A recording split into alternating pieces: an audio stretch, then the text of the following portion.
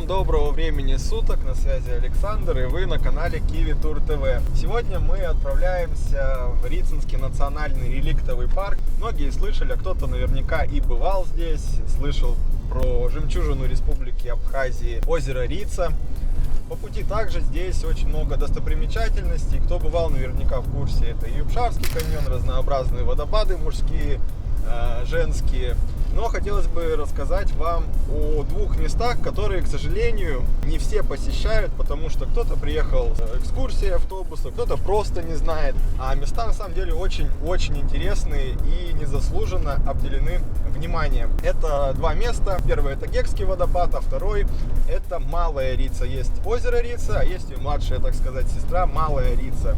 И вот туда мы как раз таки сегодня отправимся. Эти оба места можно посетить как в составе экскурсии, так самостоятельно, добраться пешком или на условном УАЗике. Все это вариативно. Мы, допустим, отправимся сегодня пешком, покажем вам маршрут, как туда легко дойти. Потому что летом в сезон очень много людей бывает, посещает это место. Привозят огромное количество экскурсионных групп, большие автобусы, случаются пробки.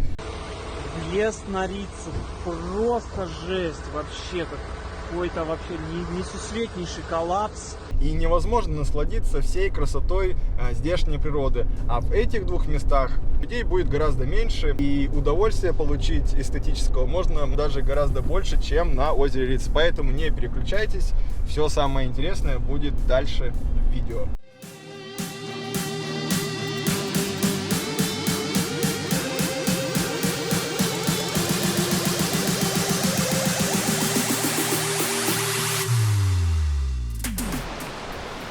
По пути на озеро Рица можно встретить вот такие прикольные локации, очень красивые. Это речка, которая называется Юбшара. Юбшара — это единственная река, которая вытекает из озера Рица. История похожа чем-то как с озером Байкал. И такие вот водоемы. Чистейшие, красивейшие, с холодной водицей, которая стекает с ледников Кавказских гор. Водичка очень бодрая.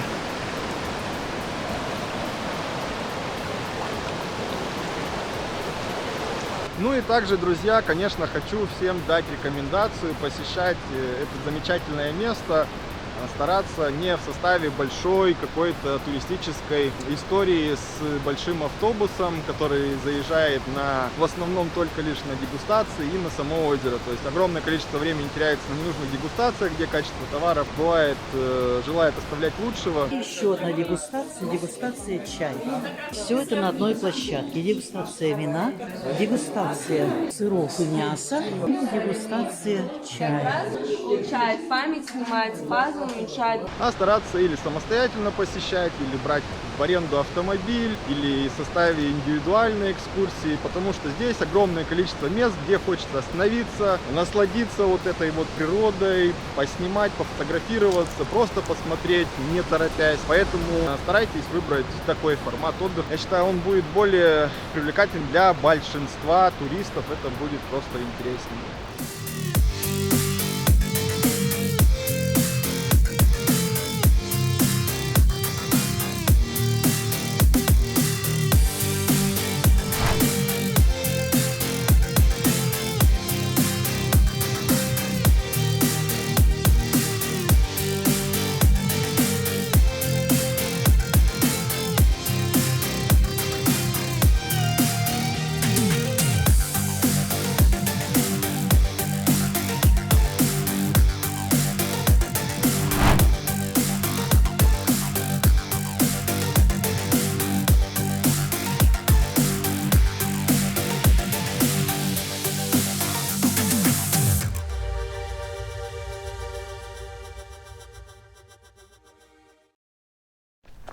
Ну что, друзья, вот мы и добрались до... Пушок, чтобы красиво было. Ну что, друзья, вот мы и добрались до точки, откуда уже пойдем непосредственно пешком. Это место находится буквально в 500 метрах подняться, если от озера Большая Рица. Дорога великолепная, отличная, то есть любой седан, любой даже низкий автомобиль проедет до сюда. Здесь уже ставите автомобиль и непосредственно это даже табличка есть, указатель. Отсюда можно уже стартовать, идти пешком. По расстоянию это примерно 2,5 километра, а по времени, ну, зависит от того, какой ритм выберете вы. В среднем это занимает около часа.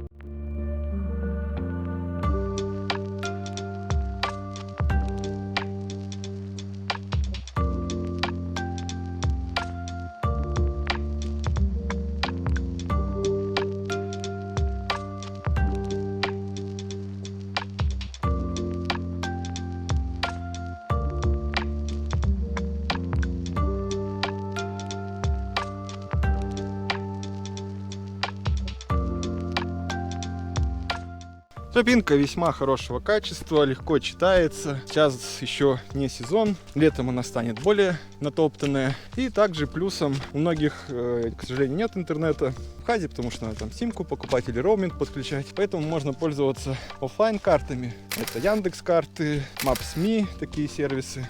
Легко можно скачать, вбить. Все эти маршруты пешие там есть, поэтому можно легко передвигаться. Товарищ турист, как вам дается подъем? Прекрасно. В начале маршрута как раз будет основной такой подъем. Начинаете вы с высоты примерно 900-950 метров, а Малая Рица расположена на высоте примерно 1250, то есть набор высоты в районе 300 метров будет. И основной подъем как раз с самого начала. Дальше уже будет дорога более пологая. И здесь уже совершенно другая обстановка. Не как на Рице, нету громкой музыки, не пахнет шашлыком. Здесь уже вы идете по лесу и слушаете пение птичек. Покрытие в основном каменистое, то есть нету глины, грязи. После дождя даже будет весьма комфортно идти, не скользко, с такими вот чудесными видами. И собираясь в горы, конечно же, пользуйтесь средствами защиты кожи от солнца, потому что сейчас весна, а тем более летом. Солнышко очень активное, кажется, что вроде бы 20 градусов, не сильно жарко, но очень часто потом все эти люди ходят вечером очень красные, у них все болит, и дальнейший отдых может быть подпорчен. Поэтому обязательно пользуйтесь средствами защиты от ультрафиолета.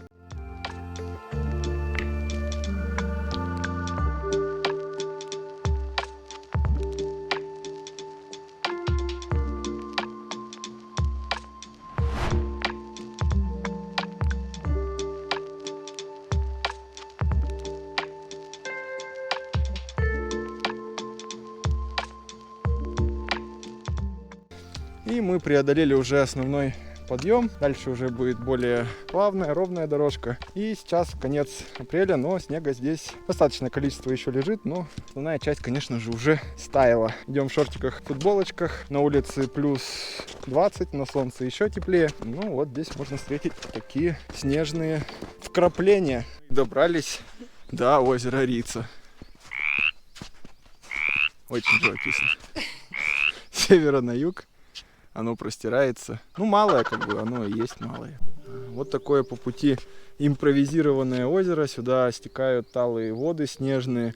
И вода очень чистая. То есть вот там, если на видео будет видно, бревна лежат. Там глубина более, я думаю, 2 метров. Окажется, то они вот-вот рядышком. Здесь, на самом деле, очень глубоко. И мы сейчас видели, такая жаба огромная плавала. Вода, хотя, я думаю, очень холодная. Также, если вдруг у вас сели какие-то гаджеты, потеряли, разбили телефон, всегда можно ориентироваться по вот таким меткам, насечкам, красным на деревьях, на камнях. Они как раз и маркируют этот маршрут.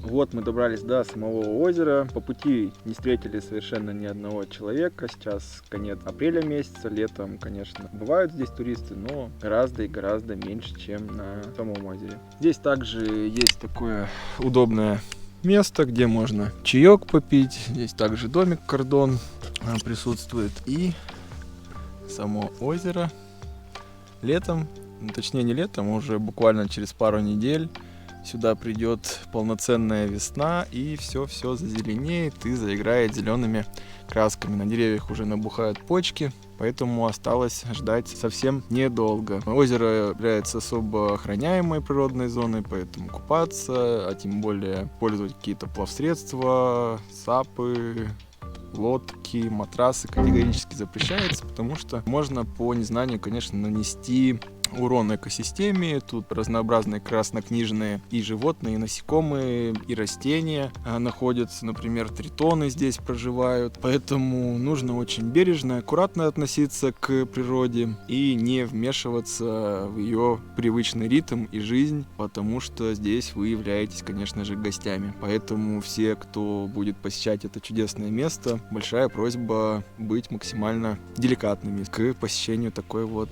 красоты.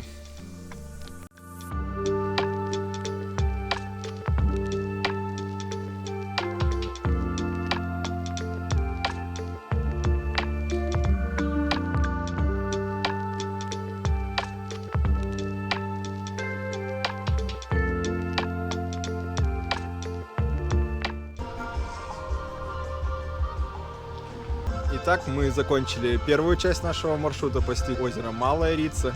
И сейчас пойдем на Гекский водопад. Но перед тем, как идти, конечно же, нужно подкрепиться. И пойдем в кафе Амзара, которое находится как раз на озере Большая Рица. Часто мы бываем там с туристами. А находится оно вот там на горе, получается.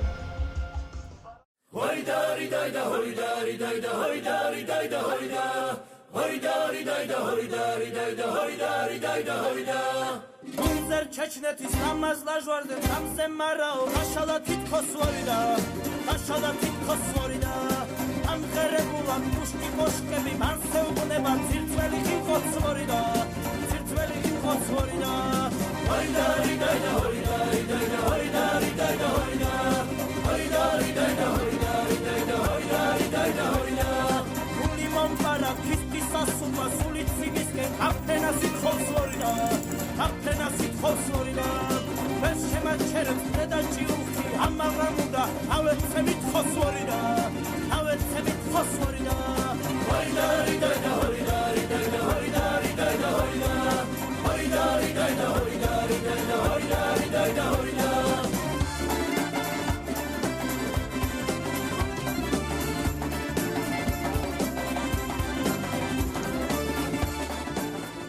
Сейчас мы находимся на месте слияния двух речек Юбшара и Гега. И отсюда мы стартуем наш пеший мини-поход до Гекского водопада. Здесь же отсюда можно оставить свой автомобиль.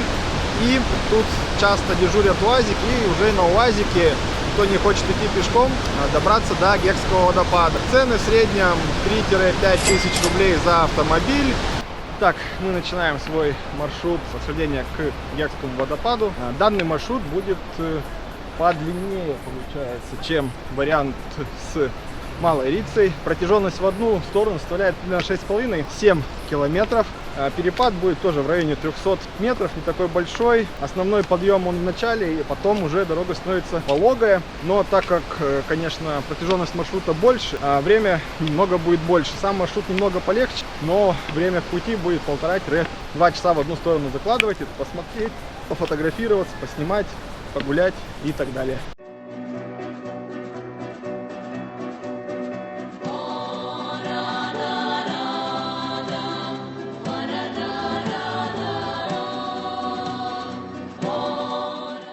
Ну и лайфхак, отправляйтесь, конечно, лучше всего рано-рано утром. Здесь не будет машин, УАЗиков, которые занимаются заброской туристов. Дорога, сейчас покажу, грунтовая, пыльная, не очень комфортно идти. Поэтому, отправляясь утром, здесь основной наплыв туристов идет в обеденное время, 15 час примерно основная туристическая масса, или отправляться уже ближе к вечеру после обеда. Количество тоже поднимающихся становится меньше.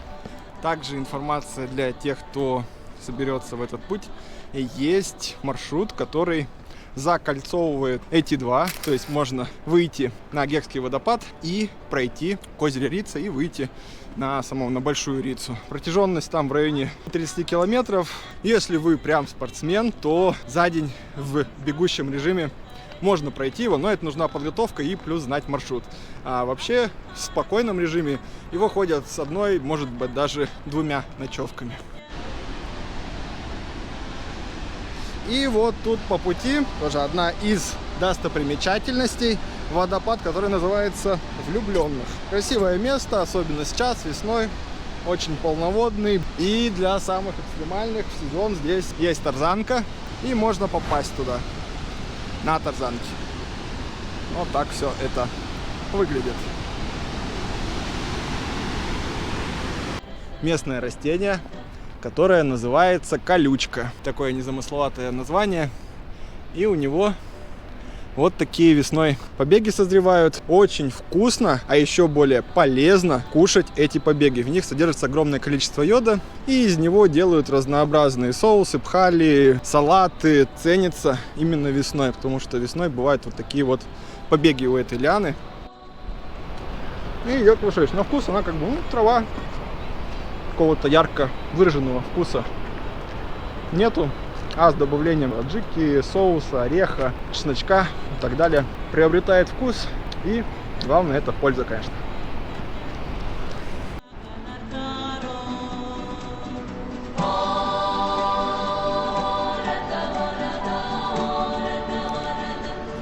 Еще не так мы были вон возле того туннеля, там стоит наш автомобиль. И вот мы уже туда поднялись.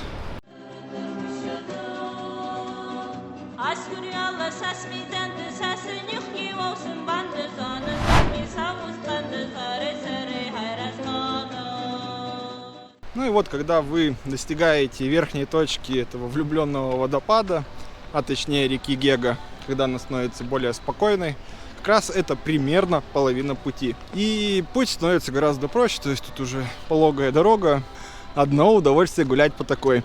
И как раз время сейчас 4 часа, очень оптимальное, потому что по пути мы встретили буквально несколько всего автомобилей, и совершенно никого нет. И здесь вот дом инспектора, можно зайти, поздороваться, чайку попить. Он как раз находится примерно на половине этого маршрута. И здесь, где находится мостик, сразу за мостом располагается кафе, беседочки прямо на берегу этой горной красивой реки. Сейчас, наверное, не работает, еще только открытие туристического сезона, но летом однозначно можно это место посетить. Есть и национальная кухня, и форелька, и шашлычок, стандартный набор для путника, подкрепиться отлично. Да, вот мы шли, и очень запахло чесноком. Решили немного углубиться, и здесь вот целая поляна, это все, угадайте кто, вот так выглядит, она уже немного проросла, это черемша. Вот, я точно знаю, что это не краснокнижное растение, его употребляют в пищу, поэтому я его сорвал. Так, конечно, срывать здесь ничего нельзя, поэтому будьте вроде аккуратны. А мы пару листиков черемши, конечно, сорвем и съедим. Вот эта вся трава слева и справа — это все черемша.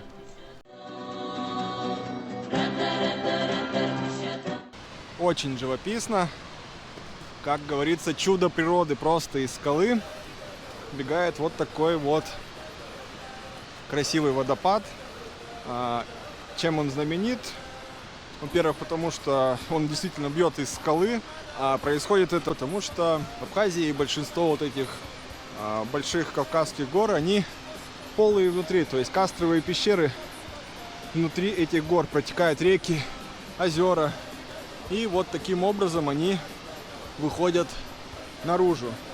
И здесь же в Абхазии, кстати говоря, в городе Новый Афон находятся самые крупные пещеры на территории всего СНГ. Поэтому, кто не бывал, один раз посмотреть я настоятельно рекомендую. Они действительно очень большие. Ну а знаменит Гегский водопад, конечно же, съемкой советского нашего Шерлока Холмса, битва профессора Мориарти с товарищем Шерлоком происходила вот именно здесь.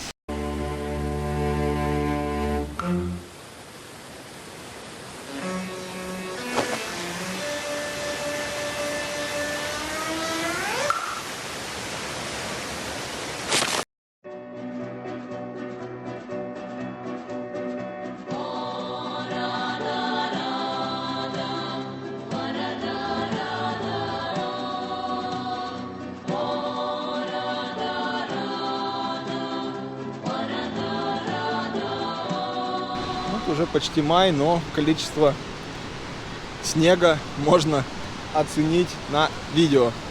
Он начинает, полностью тает, наверное, только в июне. В мае он еще будет здесь лежать. И вот так вот там, то есть, начинается Гегский, и вот здесь выходит и уже впадает в речку Гега. А вот цикламеты еще можно встретить, хотя они уже почти отцвели, но с первым снегом они сходят, как и первые подснежники. Здесь снег не так давно отступил, поэтому еще можно встретить. Очень такой прохладой веет оттуда, прям ледяной воздух.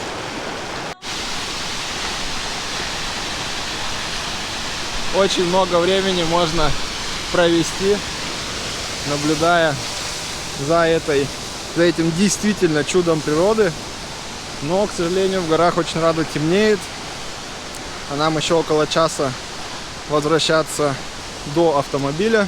Поэтому мы отправляемся вперед. И что хотелось бы сказать про эти два маршрута. Они разные, оба очень живописные, очень красивые. В начале лета, весной я бы рекомендовал, конечно, больше Гегский водопад, потому что наиболее активность, наиболее мощный он. А на Рице еще не так, на Малой Рице не так зазеленела зелень, и цвет воды может быть немного мутный. Оба места очень красивые, очень живописные. В них можно проводить очень много времени, наслаждаться этой действительно красотой природы. Поэтому, кто не бывал в этих местах, я однозначно рекомендую.